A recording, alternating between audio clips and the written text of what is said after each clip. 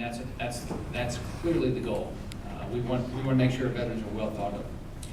The freedoms and opportunities that are afforded by the American dream were paid for by the service and sacrifice of our brave veterans. It is very important to frequently honor and give thanks to our American veterans. Our heroes have made countless sacrifices for Florida families, and their families have made countless sacrifices. When Ann and I got married, we were 19. I was making, I think, about $140 a month. So she made a lot of sacrifices to be married to me. That's why we don't just wait for the holidays to thank our veteran men and women. We must take every opportunity to thank our heroes and tell them that we have much reverence for their service. If Troy Perry, if you'll stand up. Two of these heroes are with us today, and we can tell a story about everybody here. Terry Corey is a 16-year Army veteran who enlisted in the Florida Army National Guard in January 1998. By the way, since September 11, 2001, your National Guard has been deployed 100 times around the world. People don't know, they always think of the National Guard around hurricanes and things like that, but your National Guard has been deployed all over the world. Since December 11, 2001, he has been deployed to Afghanistan 3 times in support of Operation Enduring Freedom. He served in multiple platoons, positions, such as team leader and platoon sergeant, and helped lead his fellow soldiers on various security missions. Army Combat Action Badge for honorably serving in a combat zone during his multiple tours. While he received many other commendations and awards for his service, he prefers to remain humble and focus on the lifelong friendships and camaraderie he formed during his years in the military. For the past 7 years, he has served Florida families as a City of Palm Beach police officer in the Special Operations Division. He credits the training and discipline he received in the Army for preparing him for his job as a police officer.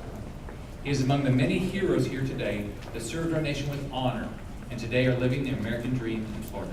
Let's have a big round of applause. Army National Guard in 1959. He later requested to join the active Army. He became one of the first soldiers to don the Green Beret in 1961 and volunteered twice for deployments to Vietnam during the war. In 1969, he commanded the 3rd Company, 3rd Battalion of the 4th Mobile Strike Force in Vietnam. During this time, he led a group of soldiers to recover the body of a fallen team commander. After 2 of the men accompanying him were wounded, he escorted them back to safety before continuing the assault with only his men's fire as cover. He destroyed the enemy positions with hand grenades and eliminated 4 bunkers before reaching the fallen team commander.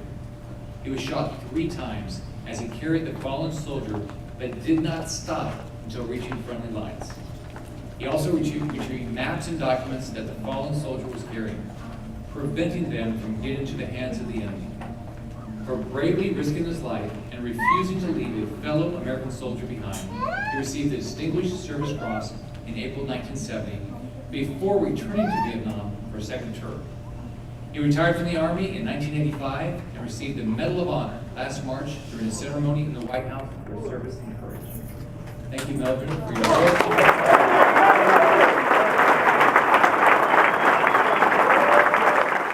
Presenting the Governor's Veteran Service Award, which honors those who have served. On the front of the medal is the Great Seal of the State of Florida. On the back are the 5 seals representing the 5 branches of U.S. military with an inscription that reads, honoring those who served. We can never thank you enough for your service to our country, and this will serve as a testament of our thanks from Floridians everywhere.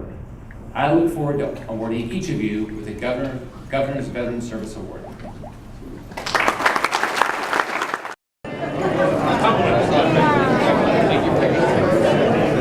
How you doing? How's that knee? Now you doing well?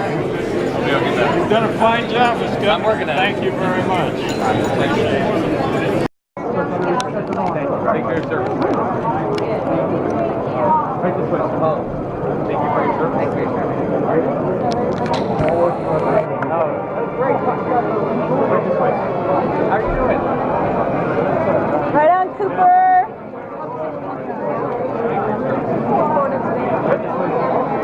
How are you doing? Very good, Chip.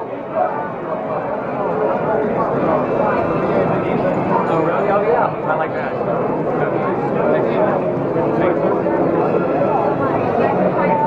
Thank you. Oh,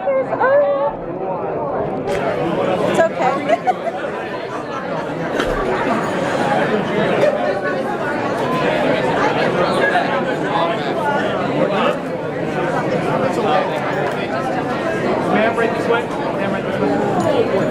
Hi, Earl. Pearl Harbor survivor.